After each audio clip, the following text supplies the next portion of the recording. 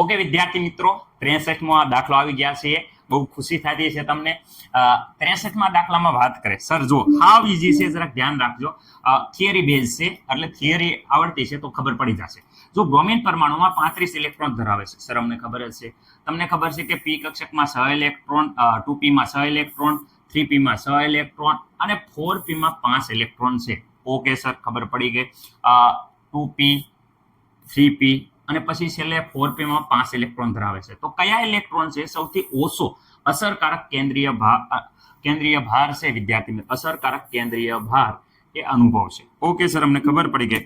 જો સૌપ્રથમ વાત કરે છે, અહીંયા આકૃતિ આપી છે એના ઉપરથી થોડુંક સમજીએ તો વિદ્યાર્થી મિત્રો, અહીંયા અંદરની કક્ષક છે. ચલો અહીંયા માની લઈએ આપણે એક વધારે જે કક્ષક દોર નાખીએ, તો અહીંયા વિદ્યાર્થી મિત્રો આ કક્ષકો છે. હાલો બે જ કક્ષકોમાં સમજી લઈએ.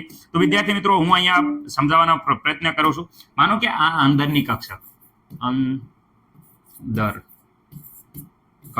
ઓકે, અંદરની કક્ષક, ઓકે, અંદરની કક્ષક, ઓકે. અને અહીંયા વિદ્યાર્થી મિત્રો બહારની કક્ષક, બહારની વિદ્યાર્થી મિત્રો કક્ષક. ઓકે સર, શું સમજાવવા માંગો છો વિદ્યાર્થી મિત્રો? શિલ્ડિંગ ઇફેક્ટ હું સમજાવું છું. સર આવું નામ તો સાંભળ્યું છે, રેડી? તો સાંભળો શું છે શિલ્ડિંગ ઇફેક્ટ. તો વિદ્યાર્થી મિત્રો, અંદરની કક્ષક એટલે વિદ્યાર્થી મિત્રો અહીંયા અંદર કોને છે? તો 2p અને 3p વિદ્યાર્થી મિત્રો એના ઇલેક્ટ્રોન અંદર હશે. માની લો આ 2p અને 3p ના ઇલેક્ટ્રોન છે. અને વિદ્યાર્થી મિત્રો બહારની કક્ષક કઈ છે? 4p. તમે જોઈ શકો છો બહારની 4p કક્ષક છે.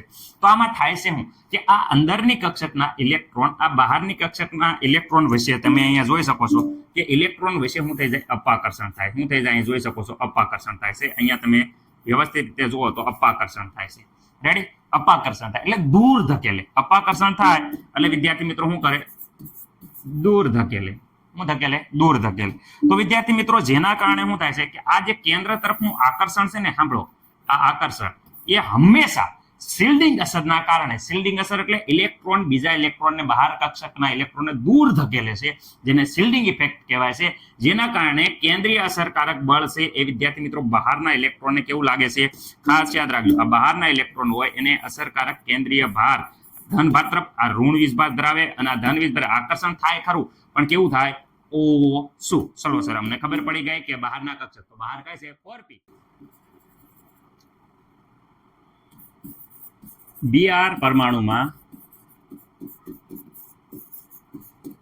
અંદરની કક્ષક, અંદરની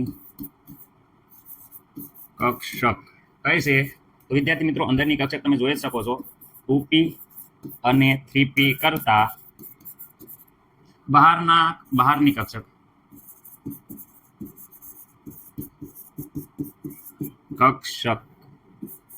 4p ના કેટલા ઇલેક્ટ્રોન? 5 ઇલેક્ટ્રોન.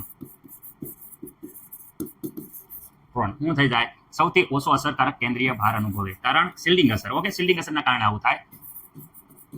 સૌથી ઓછો અસરકારક કેન્દ્રીય ભાર, ઓકે, અનુભવે.